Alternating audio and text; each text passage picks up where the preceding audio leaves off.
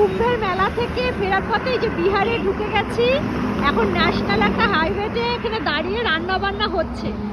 রান্নার সমস্ত জোগাড় আমরা বাড়ি থেকে নিয়ে এসেছি। আর এইভাবে কিন্তু কোথাও জার্নি করে যেতে যেতে মাঝখানে রান্না করে খেতে সেই মজা লাগে।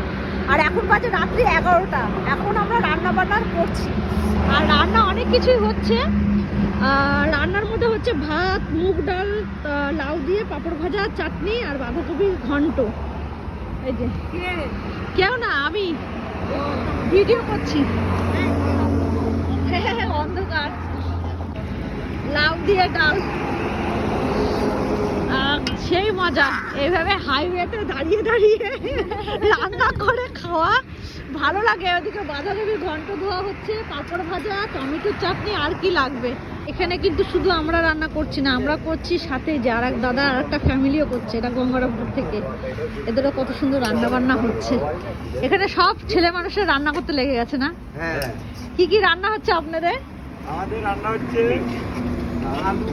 আলু করলা ভাজা আর সব সবজি। সবজিরা খিচুড়ি হবে। ধনে পাতা কি হবে? বড়া না, খিচুড়ি হবে। ওরে বাবা, সেই ব্যাপার। এখানে ওনারাও রান্না করছে। আপনাদের বাড়ি কোথায়? গঙ্গারামপুরে? আমাদের বাড়ি বুনিয়াদপুরে। হ্যাঁ, কাছাকাছি। হ্যাঁ, সবাই কুম্ভে থেকে আসছে, যে যেখানে পাচ্ছে রান্না করে খাচ্ছে। সবাই নিজেদের রান্না নিজেরাই করে এরকম করে। এই যে এখন আমাদের ডাল হয়েছে, এখন হবে পাঁপড় ভাজা, তারপর হবে ঘন্ট। ব্যাস,